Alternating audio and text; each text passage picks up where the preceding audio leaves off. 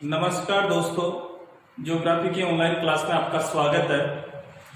आज हम पढ़ने जा रहे हैं, पिछली जो क्लास में आपने पढ़ा था प्रादेशिक असंतुलन। इस प्रादेशिक असंतुलन में थोड़ा सा लास्ट में रह गया था, वो ये था कि प्रादेशिक असंतुलन को दूर करने के लिए विभिन्न प्रकार के प्रयास किए गए, अलग अलग विद्वानों के द्वारा इसके प्रयास किए गए। लास्ट जो बचा था, सरकारी स्तर पर भी इसके समाधान हेतु प्रयास किए गए, यानी सरकारी स्तर पर पिछड़े जो क्षेत्र थे उन पिछड़े क्षेत्रों की पहचान कर उनकी समस्याओं का समाधान हेतु कुछ समितियां और कुछ आयोगों का क्या किया गया था, गठन किया गया था, जो कि क्या करेंगी, पिछड़े हुए जो क्षेत्र है उन पिछड़े हुए क्षेत्रों की पहचान करेंगी और उन पिछड़े हुए क्षेत्रों की पहचान करके उन क्षेत्रों का उत्थान, विकास, उद्धार करने के लिए प्रयास करेंगी। जिसमें अपन बात करें तो सबसे पहले चक्रवर्ती कमेटी, और इस चक्रवर्ती कमेटी की स्थापना या इसका गठन किया गया था 1972 में किया गया था। योजना आयोग के द्वारा इसका क्या किया गया था, गठन किया गया था। दूसरी कमेटी आती है आईजी पटेल कमेटी। कौन सी?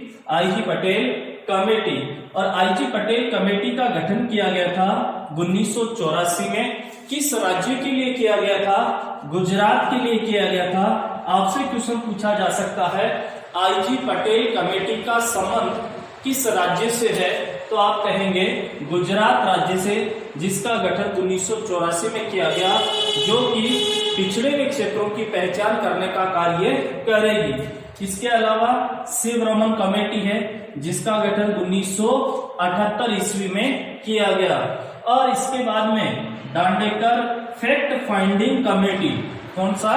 दांडेकर फैक्ट फाइंडिंग कमेटी की स्थापना 1984 में की गई। और ये किस राज्य से संबंधित है? महाराष्ट्र राज्य से संबंधित है। तो आपको मुख्य रूप से आईजी पटेल कमेटी और दांडेकर फैक्ट फाइंडिंग कमेटी, इन दोनों का राज्यों से संबंध आपको क्या करना है, ध्यान रखना है कि कौन सी कमेटी किस राज्य से संबंधित है, ये आपको इसमें क्या करना है, ध्यान रखना है। ये थोड़ा सा पिछली क्लास में अपने रह गया था, ये आपको ध्यान रखना है। इसके अलावा नेक्स्ट जो टॉपिक है, नेक्स्ट जो पॉइंट है, वो है मरु विकास कार्यक्रम।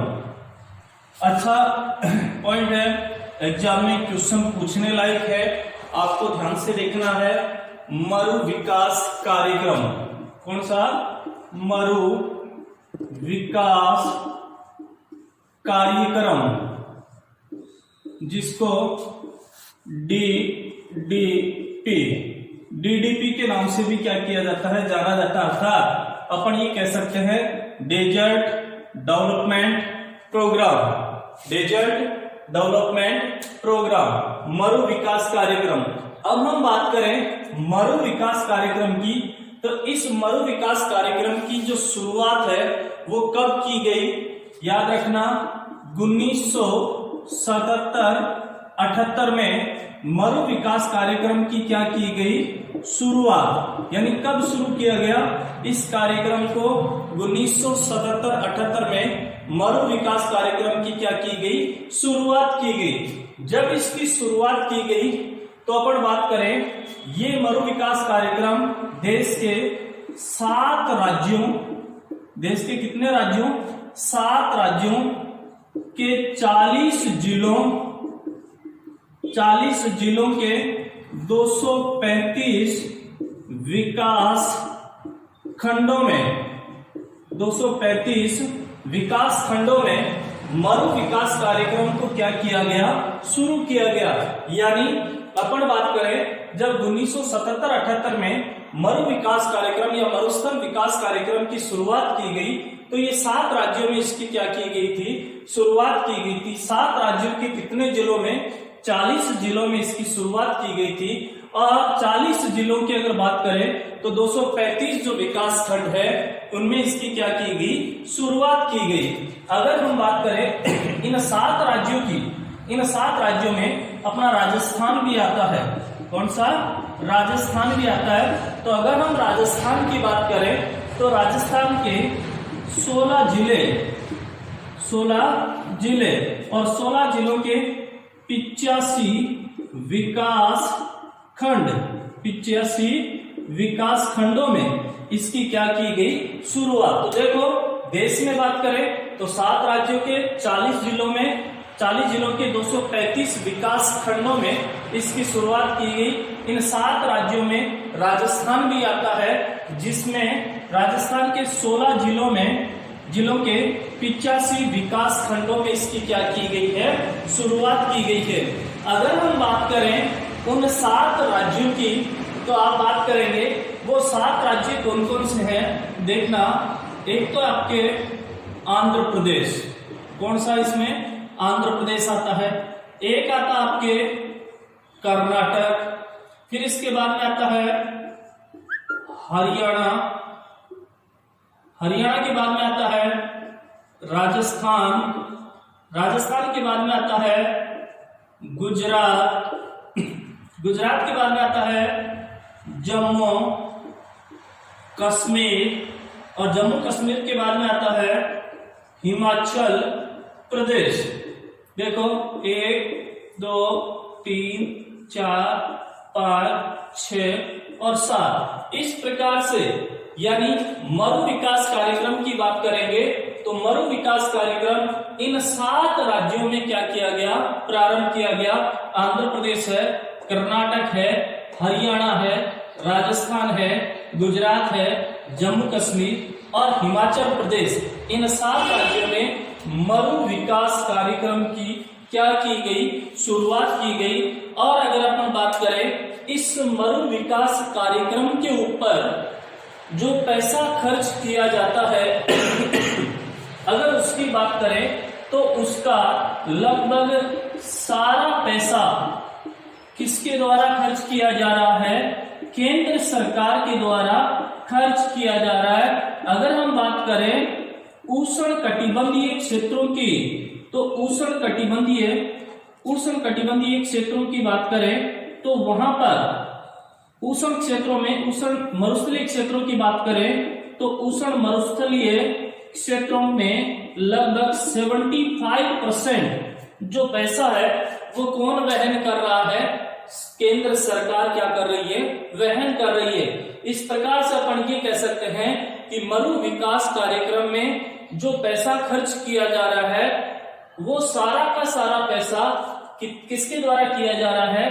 केंद्र सरकार के द्वारा किया जा रहा है। और अगर हम बात करें उष्ण मरुस्थलीय क्षेत्रों की बात करें तो वहां पर लगभग 75% पैसा केंद्र सरकार के द्वारा किया जा रहा है। इसके बाद में अगर अपन बात करें अप्रैल 1995 में इस मरु विकास कार्यक्रम की बात करें तो इस मरु विकास कार्यक्रम को जल संभर विकास कार्यक्रम में, जल संभर विकास कार्यक्रम में क्या कर दिया गया? समाहित कर दिया गया। अर्थात 1995 ईस्वी में मरु विकास कार्यक्रम को जल संभर विकास कार्यक्रम में समाहित कर दिया गया, जोड़ दिया गया, मिला दिया गया। इस प्रकार से कुछ सामान्य सी जानकारियां थी मरु विकास कार्यक्रम से संबंधित। एक बार और देख लो, मरु विकास कार्यक्रम की शुरुआत हुई 1977-78 में। 7 राज्यों में इसे शुरू किया गया। 7 राज्यों के 40 जिलों में इसे प्रारंभ किया गया और उन 40 जिलों के 235 विकास खंडों में इसे क्या किया गया? शुरू किया गया, जिसमें 7 राज्यों में से राजस्थान भी इसमें एक सम्मिलित है। राजस्थान के 16 जिलों के 85 विकास खंडों में इसे क्या किया गया? शुरू किया गया। और ये जो 7 राज्य थे, आंध्र प्रदेश, कर्नाटक, हरियाणा, राजस्थान, गुजरात, जम्मू कश्मीर, हिमाचल प्रदेश, ये 7 राज्य इसके अंतर्गत आते हैं। इस पे जो पैसा खर्च किया जा रहा है वो सारा का सारा पैसा केंद्र सरकार के द्वारा क्या किया जा रहा है? खर्च किया जा रहा है। अप्रैल 1995 ईस्वी की बात करें तो इसे क्या कर दिया गया? जल संभर विकास कार्यक्रम में क्या कर दिया गया? सम्मिलित कर दिया गया। अब हम बात करें किसकी? मरु विकास कार्यक्रम की। तो ये है क्या, मरु विकास कार्यक्रम है क्या, इसका अपने को मालूम होना चाहिए। देखो नाम से स्पष्ट हो रहा है मरु विकास कार्यक्रम। मरु विकास कार्यक्रम से तात्पर्य है मरुस्थल का जो विस्तार हो रहा है उस विस्तार को रोकना। क्या है, मरु अर्थात मरुस्थल के विस्तार को रोकने के लिए मरु विकास कार्यक्रम की क्या की गई है, शुरुआत की गई है। तो आपसे क्वेश्चन पूछ लिया जाए मरु विकास कार्यक्रम का प्रमुख उद्देश्य क्या है, तो आपको मालूम होना चाहिए मरुस्थल के प्रसार को रोकना। किसको रोकना, मरुस्थल के प्रसार को रोकना। एक तो ये इसका प्रमुख क्या है, उद्देश्य है। दूसरी अपन बात करें तो जो स्थानीय संसाधन है उन स्थानीय संसाधनों की उत्पादकता, स्थानीय संसाधनों की उत्पादकता को बढ़ाकर अपन कहें स्थानीय स्तर पर पाए जाने वाले जो संसाधन हैं उन संसाधनों की उत्पादकता को क्या करना, बढ़ाकर स्थानीय जो लोग हैं उन स्थानीय लोगों की आय और उन्हें रोजगार क्या करना, उपलब्ध करवाना। तो स्थानीय संसाधनों की उत्पादकता को बढ़ाकर स्थानीय जो लोग हैं, स्थानीय लोगों की आय व रोजगार को बढ़ाना, इसका प्रमुख क्या है, उद्देश्य है। आपसे क्वेश्चन पूछा जाए मरु विकास कार्यक्रम का प्रमुख उद्देश्य क्या है, तो आप कहेंगे मरुस्थल के प्रसार को रोकना और स्थानीय संसाधनों का अधिकतम उत्पादन करके ये स्थानीय जो संसाधन है उन संसाधनों की उत्पादकता को बढ़ाकर वहां रह रहे लोग जो हैं उन लोगों की आय और रोजगार के अवसर जो हैं वो क्या करना, बढ़ाना। इस मरु विकास कार्यक्रम का प्रमुख क्या है, उद्देश्य है। अगर हम बात करें तो इस मरु विकास कार्यक्रम की जो शुरुआत की गई है या ये कार्यक्रम जो संचालित किया गया है, अपन बात करें तो दोनों क्षेत्रों में, कौन से, उष्ण व शीत जो मरुस्थल हैं उन उष्ण और शीत मरुस्थलों दोनों के लिए इस मरु विकास कार्यक्रम की क्या की गई है, शुरुआत की गई है। फॉर एग्जाम्पल जैसे बात करें कि भारत में थार का मरुस्थल जो है वो किस प्रकार का है, उष्ण मरुस्थल है, और जम्मू कश्मीर में जो लद्दाख मरुस्थल है वो किस प्रकार का है, शीत मरुस्थल। तो दोनों ही मरुस्थलों के लिए, चाहे वो उष्ण मरुस्थल हो चाहे वो शीत मरुस्थल हो, दोनों के लिए इस मरु विकास कार्यक्रम की क्या की गई है, शुरुआत की गई है। इसके अलावा अगर हम बात करें तो ये कार्यक्रम मरुस्थलीकरण को रोकने के लिए ऐसी गतिविधियों पर जोर देता है जो पारिस्थितिकी संतुलन को पुनः स्थापित कर सके, बालू का स्तूपों का स्थिरीकरण कर सके और मृदा व जल के संरक्षण में क्या हो सके, सहायक हो सके। अर्थात ये जो कार्यक्रम संचालित किया गया है ये मुख्य रूप से किन बातों पर जोर देता है, जो पारिस्थितिकी संतुलन है, पारिस्थितिकी संतुलन को बनाए रखना, पारिस्थितिकी संतुलन को क्या करना, बनाए रखना। दूसरी अपन बात करें तो जो बालू का स्तूप है, बालू का स्तूपों का क्या करना, स्थिरीकरण करना, स्थिरीकरण। और इसके अलावा अगर अपन बात करें तो मृदा व जल के संरक्षण में, मृदा व जल के संरक्षण में ये मरु विकास कार्यक्रम क्या हुआ है, सहायक सिद्ध हुआ है। अर्थात इसकी शुरुआत से क्या होगा, पर्यावरण में फैला हुआ जो असंतुलन है वो क्या होगा, दूर, अर्थात पारिस्थितिकी संतुलन, पर्यावरण में संतुलन सा बना रहेगा। बालू का स्तूपों का स्थिरीकरण होगा। स्थिरीकरण का मतलब हुआ जो बालू के टीले, बालू के ये कहें रेत के बड़े बड़े जो टीले क्या होते थे, हवा के साथ, पवनों के साथ एक स्थान से दूसरे स्थान पे क्या होते रहते थे, स्थानांतरित होते रहते थे। उनको क्या किया जाएगा, इस मरु विकास कार्यक्रम के द्वारा स्थिर किया जाएगा। इसके अलावा मृदा और जल का भी क्या होगा, संरक्षण होगा, संरक्षित किया जाएगा। मृदा अपरदन को रोका जाएगा, जल को व्यर्थ होने से क्या किया जाएगा, बचाया जाएगा। तो ये भी इस मरु विकास कार्यक्रम के द्वारा महत्वपूर्ण कार्य किए जा रहे हैं। तो आपको ये भी मुख्य रूप से क्या करना है, ध्यान रखना है। इसके अलावा और भी मरु विकास कार्यक्रम के द्वारा कुछ और भी रणनीतियां क्या की जा रही हैं, तैयार की जा रही हैं। वो कौन कौन सी रणनीतियां हैं, देखो, मरु विकास कार्यक्रम के द्वारा तैयार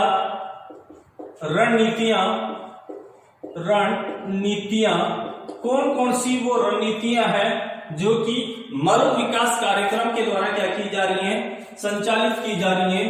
पहला है सुरक्षा पेटियों का लगाना। दूसरी अगर अपन बात करें तो जल संग्रहण तकनीक को क्या करना, अपनाना। जल संग्रहण तकनीक को अपनाना। और इसके अलावा अगर अपन बात करें तो मुख्य रूप से पशुपालन व्यवस्था के संपोषण हेतु पशुपालन